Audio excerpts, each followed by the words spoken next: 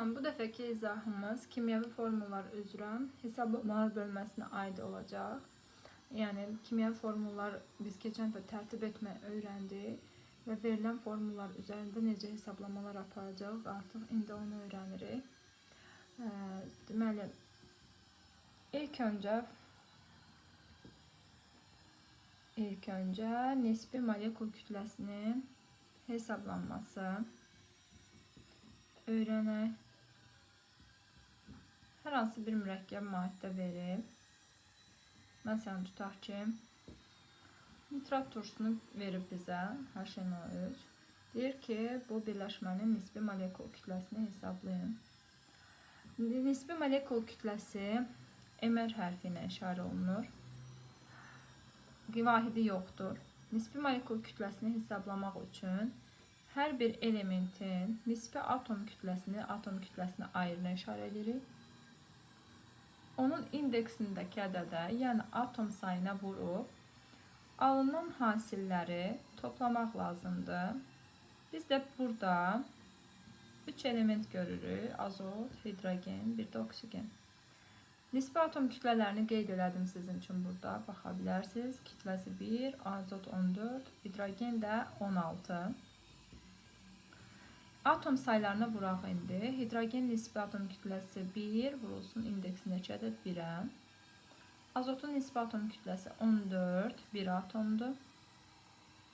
Oksigen nisbi atom kütləsi 16 vurduq indeksindəki ədədə. Və alınan hasilləri toplayırıq. Və nəticədə alırıq 63 nitrat tursunun nisbi molekul kütləsi. Tutaq ki, bizə belə verib. Kalsiyum, hidroksid. Bunun nisbi molekul kütləsini hesablasaq, kalsiyumun nisbi atom kütləsi 40. Vurulsun 1 indeksi. Oksigen. Baxıram ki, OH mötərizədədir və mötərizənin xaricinə 2 rəqəmini yazmışıq. Bu 2 həm oksigen elementinə aiddir, həm də hidrogen elementinə aiddir. Necə ki, siz riyaziyyatda sadələşdirəndə bu ifadəni 2-ni həm A-ya, həm də B-yə vururdunuz. Eyni ilə buradakı da o qaydanı yerinə yetiririk. 2-ni həm oksigenin nisbi atom kütləsinə, həm də hidrogenin nisbi atom kütləsinə vurub alınan hasilləri cəmləyirik. 74. Başqa bir versə, məsələn, tutaq ki, belə bir formul versin. Alüminium, nitrat, nisbi molekul kütləsini hesabla desəm. Alüminiumun nisbi atom kütləsi 27, 1 atomdur. Azot, baxın, 3 atomdur. Necə ki, biz bax, yenə də deyirəm, 3A plus 2B. Belə bir ifadəni sadələşdir desə sizə, onda 3-ü həm A-ya, həm də 2B-yə vurub bu formaya gətirirdik. Eynisini burada da yerinə yetirirəm. Yəni 3-ü həm azotun indeksindəki 1-ə vurub sonra onun nisbi atom kütləsinə vurdum. 3-ü vurduq oksigenin mötərizənin daxilindəki indeksinə, yəni 3-ə 9. Vururam onu da oksigenin nisbi atom kütləsinə və alınan hasilləri toplayırıq.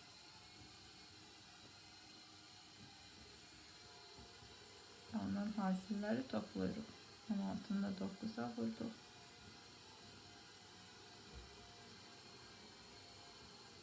Və tapırıq cavabımızı. Bu olur nisbi molekul kütləsinin hesablanması. MR, nisbi molekul kütləsinin hesablanması.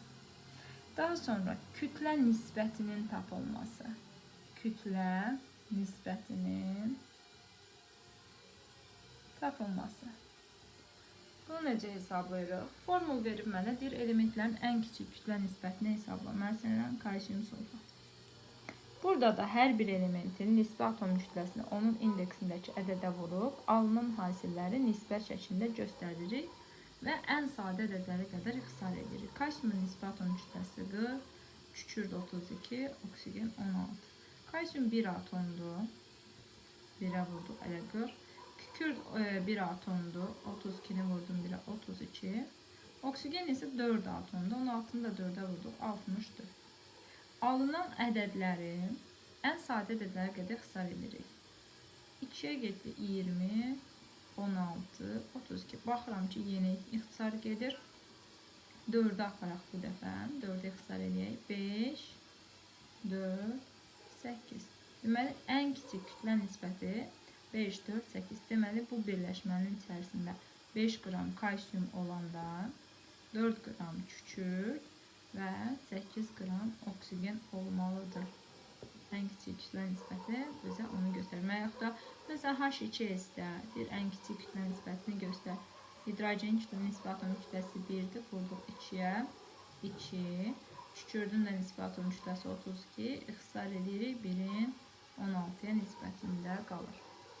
İndi isə bizdən əksini istəyir. Yəni, nisbətinə görə bizə artıq bu dəfə nisbəti verib. Nisbətinə görə deyir kimyəvi formulu tap, kimyəvi formulun tapılması. Necə tapırıq? Burada deməli elementin ən kiçik kütlə nisbətlərini verib. Məsələn, M karbonun M hidrogenə nisbətini bizə verib ki, tutaq ki, 3-ün 1-ədir. Deyir, bu elementlərin əlinə gətirdiyi kimyəvi birləşmənin formulunu müəyyən et. Nə edirik? Burada deməli karbonun nisbə atom kütləsi 12, hidrogendə 1. Bizə verilən nisbətləri elementlərin nisbə atom kütləsinə kəsr şəklində bölürük. 3-ün 12-yə, baxın, birinci yerdə dayanan 3-dür, karbondur. 3-ün 12-yə, ikinci yerdə dayananımız hidrogendir, onda 1-in 1-ə. Və bunları məxrəclərin əkobuna vururuq. Əkobuna vuranda olur deməli 3-ün 12-yə nisbəti. Və görürük ki, bunlar ixtisar oluna bilir. 1-in 4-ə nisbəti. Alınan formulumuz olur. Karbon 1 atom, hidrogen 4 atom. Və yaxud da biz gəlin burada bayaqları kalsium SO4-də kütlə nisbətini hesabladıq. 5, 4, 8. İndi bunun əksini yerinə yetirib bu formulu almağa çalışaq. Görək, doğrudan mı bu formul alınır? Verib deməli M kalsiumun M kükürdə, onun da M oksigen. Bunu yoxlamaq üçün edirik ki, baxın, həqiqətən də bu formul alınacaq. Kütlə nisbəti veriləndə. 5-in 4-ə, bunun da 8-ədir. Formulu tap. Kalsiumun nisbi atom kütləsi 40-dır. 5-in 40-a nisbəti. Kükürdün nisbi atom kütləsi 32-dir. 4-ün 32-yə nisbəti. Oksigen nisbi atom kütləsi 16-dır. 8-in də 16-ya. Baxırıq ki, bunlar öz daxilində kəsirlər, ixtisar oluna bilirlər. 5-ə getsə qalır, 8-də 1 burada qalıb. 4-ə getsə, 8-də 1 burada qalıb. 8-ə getsə, elə deyək ki, məxrəc eyni olsun. 2-yə aparsaq, 8-də 4 burada qalıb. Baxırıq ki, məxrəclər üçündə də 8-dir. Hər üçünü eyni ədədə, yəni 8-ə vuruq, eyni rəqəmə vuruq. Hər üçünün bu 8-lər ixtisar gedəndə nə qaldı? 1, 1, 4. Deməli, kalsium 1 atom, kükürt 1 atom, oksigen 4 atom. Biz həqiqətən də bu formulu almış olduq. Gələk indi kütlə payının hesablanması. Kütlə payı omega hərfi ilə işarə olunur. Kütlə payı omega hərfi ilə işarə olunur. Düsturumuzu qeyd eləyək burada, amma ən çox tənasübdən istifadə edirik.